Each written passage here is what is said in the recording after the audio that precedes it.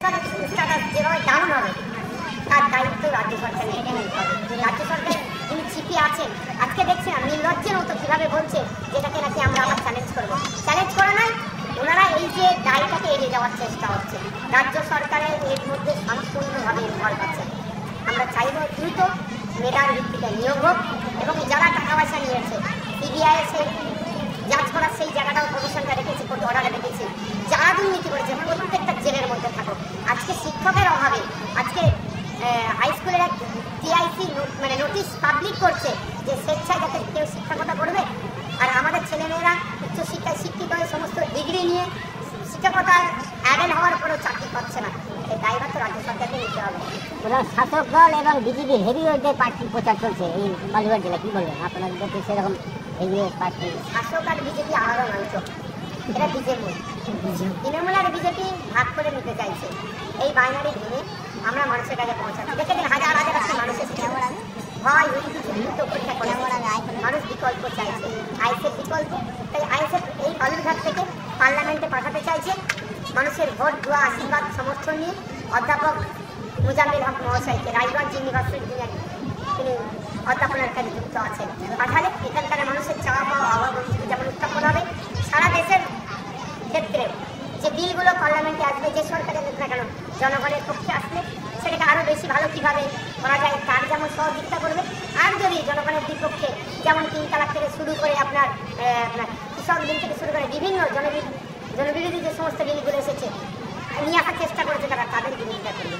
দাদা শুভেন্দু অধিকারী বলছে যে এবার যদি সুপারডোনার জিতে তাহলে লক্ষ্মীর ভাণ্ডারকে কেটে দিয়ে অন্নপূর্ণা ভাণ্ডার করবে 3000 টাকার হবে। শুভেন্দুবাবুকে বলুন আপনাদের সরকার যে কটা রাজ্যে আছে ওরকম একটা ভাণ্ডার চালাতে বলুন। শুধু বাইনারি পলিটিক্স হচ্ছে কেন? আমরা চাই লক্ষ্মীর ভাণ্ডার বা অন্নপূর্ণা ভাণ্ডার নয়, আমরা চাই আমাদের মায়েদের হাতে কাজ দেওয়া হোক। মা মাসকে 5,000 টাকা ইনকাম করবে তার ব্যবস্থা করে দেওয়া হোক। প্রোডাক্টিভ কিছু ওই 5,000 টাকা ইনকাম করলে রাজস্ব আসবে। আমরা চাই একদিকে যেমন আমাদের মায়েদের হাতে টাকা থাকবে, অপরদিকে আমাদের রাজস্ব বাড়বে। এখানে তো শুধু ওয়ান সাইড হয়ে যাচ্ছে, আনপ্রোডাক্টিভ। আমরা চাই প্রোডাক্টিভ। শুভেন্দুবাবুরা শুধু ভোটের রাজনীতি করতে চাইছে, ওই জন্য এই ধরনের কথা বলছে। রাজল থেকে রায়গঞ্জ মানে আমরা বিভিন্নভাবে দেখছি যে রেল স্টেশন রেল তৈরি হয়ে গেছে, অথচ এখন একটা পিলারও ফুটে এই বিষয় নিয়ে আপনি কী বলেন? এই ধরনের নাটকটা আমাদের সাথে অনেক হচ্ছে। এখানকার বিদায়ী এমপি পার্লামেন্টে গিয়ে উনি কী করেন? ঘুমান নাকি শুধু? গোপাল ভাঁড়ের আগে বই পড়তাম, এখন ডিজিটালে এসে গিয়েছে। গোপাল ভাঁড়ের বইটা দেখে কিছু হাসতাম আর কিছু জ্ঞান উপলব্ধি করতাম। এখানকার যিনি বিদায়ী এমপি তার তো কোনো ভূমিকায় দেখতে পাচ্ছি, তাকে যে হাসবো না তাকে দেখে কেনা দেবো। শুধুমাত্র মাঝে মাঝে গিয়ে অমিত শাহজির সাথে গোলাপ ফুল দিয়ে ছবি তুলে পোস্ট করছে, আর মোদির সাথে গোলাপ ফুল দিয়ে বা ফুলের বুকে দিয়ে ছবি তুলে পোস্ট করছে। এছাড়া তার কাজটা কি আছে? এখানকার সামগ্রিক মানুষের ডেভেলপমেন্টের জন্য তিনি কথা বলেছেন, কটা ডিবেটে অংশগ্রহণ করেছেন, কটা কোশ্চেন অ্যান্সার করেছেন, কটা কলিনিয়ার মেনশন করেছেন, কটা মেনশন করেছেন। এখানকার মানুষের জন্য কটা কথা তিনি উত্থাপন করেছেন। লোকসভা টিভি আছে তো, পার্লামেন্টে টিভি আছে তো, সেইগুলো ফুটেজগুলো পাবলিক ডোমেনে দিত, দেখবেন কিছুই করেনি। জিয়াতে শেষের বেঞ্চে গিয়ে ঘুমিয়ে গেছে, আর কিচ্ছু কাজ করেনি মানুষের জন্য, তিনি কিছুই করেননি। মোদী সরকার বিভিন্ন প্রার্থীকে ফোন করে বলছে যত বাংলার টাকা আছে সব ফেরত দিবে ভোটের পরে। ভোটের পরেই দেওয়ার ইচ্ছে গেল, ভোটের আগে মরছে না। আর কত দেবে? বিদেশ থেকে 15 লক্ষ টাকা করে এনে ফেরত দেওয়ার কথা বলেছিল, 15 পয়সা পায়নি। বেকারত্বের সংখ্যা কমাবার কথা বলেছিল, চাকরি দেবে বলেছিল, বেকারত্বের সংখ্যা বেড়ে যাচ্ছে। আর যেটা বেড়েছে তার মধ্যে 86 জন আমার বয়সী ছেলে মেয়েরা, অর্থাৎ ইউথ, 86% ইউথ।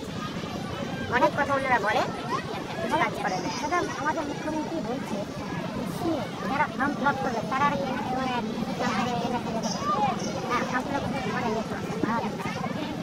আমাদের মুখ্যমন্ত্রী আর বিদায়ী যে সমস্ত মন্ত্রীরা ছিল এক একজন এক এক ধরনের কথাগুলোকে বাঁধিয়ে রাখতে হবে। শান্তনুবাবু বললেন যারা নাকি তৃণমূল করে তাদের নাকি নাগরিকত্ব দেবে না। শান্তনুবাবুর হাতের মোয়া